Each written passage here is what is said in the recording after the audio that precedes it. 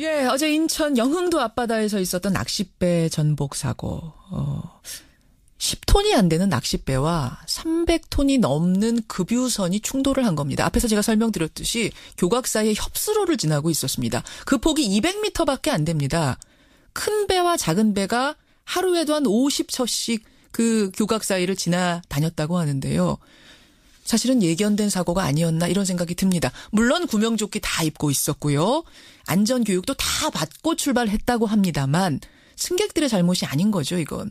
이렇게 안전실수가 일어나다 보면 뭐 어쩔 수 없이 이런 사고로 이어질 수밖에 없는 대형 참사가 예견된 거였다고 할 수밖에 없는 상황. 대부분의 사망자가 배 안에서 발견이 됐습니다. 대피할 틈도 없이 익사를 했다는 얘기가 되는데요. 우선 7명의 생존자 중에 1명이 전한 당시 상황 좀 들어보시죠. 깜깜한 데서 갑자기 뭔가가 나타나는 그런 느낌으로 배 앞부분이 확 보이더니 그냥 왼쪽 선미를 들이받더라고요. 그 충돌하고 몇 초 안 있어서 다 튕겨져 나갔었습니다. 맞아요. 저희랑 부딪힌 배를 향해서 계속 살려주세요라고 해서 그물 같은 걸로 해서 저희를 끌어올렸습니다. 저희가 살아도 죄인인 것 같고 뭐라 표현할 수 없을 정도로 마음이 아픈데요. 배에는 레이더가 다 있을 텐데 그리고 당연히 이 앞을 보면서 천장들이 운전을 하지 않겠습니까? 그런데 어떻게 이런 어이없는 사고가 발생했는지 참 이해가 안 갑니다. 해난사고 전문가세요. 진교중 전 해군 해난구조대장 연결을 해보죠. 진교중 대장님 안녕하세요. 네, 안녕하십니까. 우선 지금 사고가 발생한 지 25시간이 넘어가는데 실종자 수색 작업 어떻게 보고 계세요? 예, 실종자 수색을 그 야간에 조명탄을 쏘면서 그 바다 위를 쭉 탐색을 했는데 예. 불행하게도 찾지를 못했습니다. 그렇죠. 네. 생존 여부는 차치하고요. 일단 구명조끼를 그 두 분이 입고 있었다면은 물 위로 떠올라야 될 거 아닙니까? 근데 왜 이렇게 발견이 그렇습니다. 안 되는 거죠? 두 가지로 볼 수가 있는데요. 예. 하나는 그 선장부는 통상적으로 저도 낚시를 다녀봤지만 그 구명조끼를 잘 입지를 않습니다. 선장들은 보통 예, 구명조끼를 잘 입지를 않는다. 이유는 그 배 안에 조타실이 예. 협소하기 때문에 잘 입지 않고 또 한 분은 입었다 하는데 그 입었으면은 바로 그 오렌지색이기 때문에 예. 바다 색깔은 그 네이비 블루 아닙니까? 예. 배색이 오렌지색이기 때문에 금방 눈에 띄어야 되고 또 그 근처 해역이 망망대해도 아니고 바로 연안이기 때문에 아니죠. 보여야 되는데 보이지 않는다 하는 것은 저는 개인적으로 봤을 때 구명조끼를 입지 않았다라고 보여집니다. 그러니까 22명이 출발할 때는 분명히 다 입고 있었대요. 확인을 했답니다. 네네. 하지만 무슨 이유에서 뭐 화장실에 갈 수도 있고 뭔가 다른 이유로 잠깐 벗어놓은 사이에 사고가 발생했을 가능성도 배제할 수는 없으니까. 네, 그렇습니다. 그러니까 이분이 입고 있었다면 반드시 떠야 된다는 말씀이세요. 반드시. 예, 반드시 떠야 됩니다. 왜냐하면 구명조끼는 그 생사를 불문하고 예. 물에 떨어지면은 그 부력에 의해서 반드시 뜨도록 돼 있고 뜬 것은 그 주변에 어선 헬리콥터 예, 또 그 배들이 많이 있었지 않습니까? 있었죠. 그래서 그 분들한테 쌍안경이나 또는 다른 어떠한 그 물체에 의해서 예. 분명히 눈에 보여야 되는데 보이지 않았다. 이것은 좀 납득이 안 갑니다. 그렇군요. 반드시 떠야 되는 상황. 그럼 지금 이제 25시간이 지났는데 냉정하게 생존 가능성은 어느 정도나 보세요? 저는 거의 생존 가능성은 없다라고 봅니다. 이유는 통상적으로 섭씨 5도에서 10도 사이 해수 온도가 될 때 예. 생존 가능성이 2시간, 최대 훈련된 병사가 4시간인데 지금 사고 해역의 해수 온도는 7.5도에서 예. 8.5도씨 사이를 왔다 갔다 하고 있습니다. 그렇다고 하더라고요. 따라서 벌써 25시간이 지났는데 예. 생존 가능성보다도 10배 이상 지났기 때문에 저는 생존 가능성은 희박하다. 단 이분들이 떠밀려서 육지나 섬으로 갔을 때는 예. 가능성이 그렇죠. 있지만 예. 지금 그쪽은 육지나 섬 쪽도 다 수색이 가능한데 아직까지 발견을 못했기 때문에 가능성이 희박하다 이렇습니다.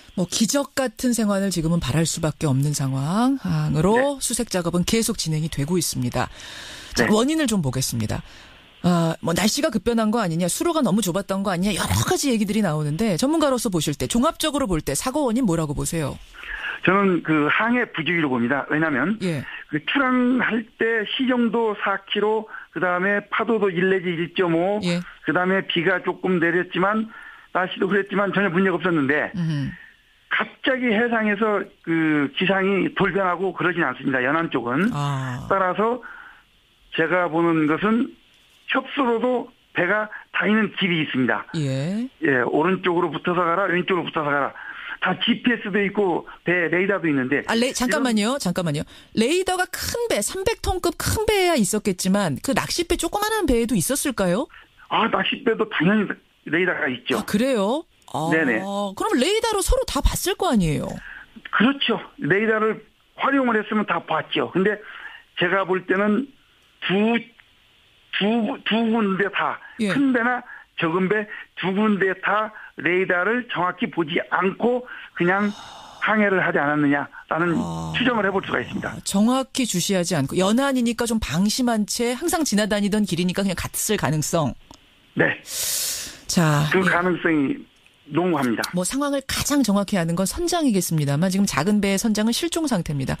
그래서 배에 타고 있던 손님이죠. 그 생존자 증언이 그나마 실마리가 될 텐데요. 그 생존자의 증언 잠깐 다시 듣겠습니다. 그냥 새벽이었지 뭐 안개가 끼거나 그걸 때문에 뭐 시야가 안 보이고 그런 상황은 아니에요. 일단 저희가 출항을 해서 한 10여 분 정도 나갔는데 뒤쪽에서 배 모양의 불빛이 있다고 그래서 그 얘기를 하고 1, 2분 최 안 된 시간이었던 것 같아요. 전복이라는 자체를 느낄 새가 없이 저희는 튕겨 나갔기 때문에 진행 방향에서 왼쪽이요. 그러니까 왼쪽 뒷바퀴. 그쵸? 자동차로 따지면.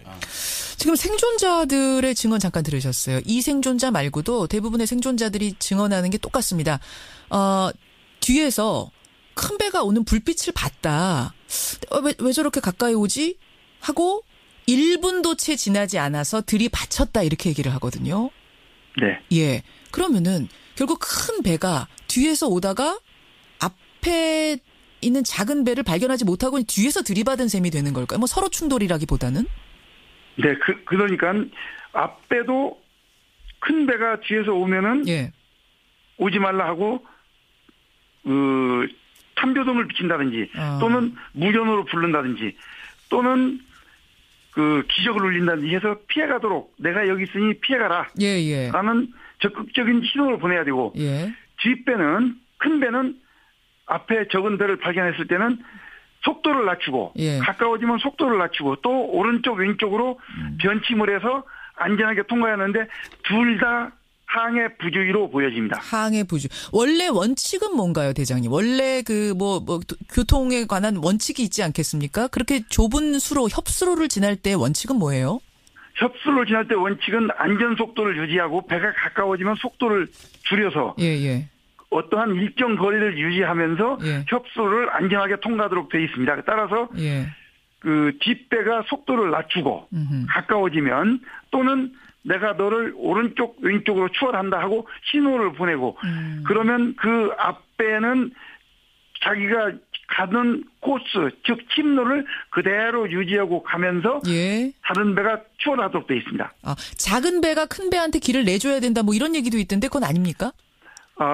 우선 그것은 어떤 이야기냐면 뒤에서 따라올 때 또는 마주칠 때 예. 그러니까 배가 서로 마주보고 갈 때 교차할 때 예.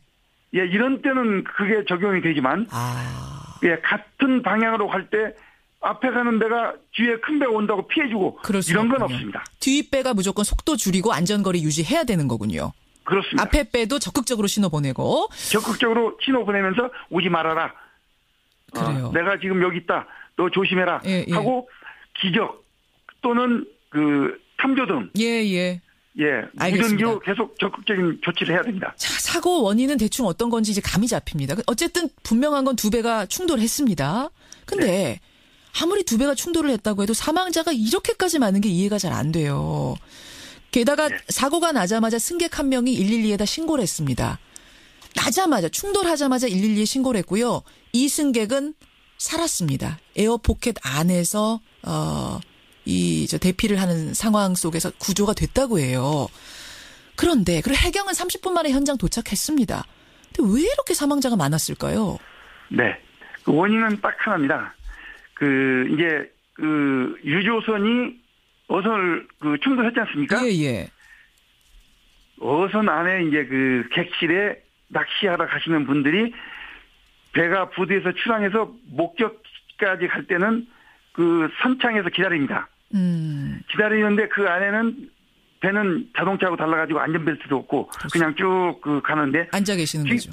네, 앉아 계시는데 뒷배가 갑자기 들이받으니까 충격에 의해서 이분들이 배에 있는 구조물과 부딪혀서 외상도 생기고 또 정신도 잃고 그 상황에서 갑자기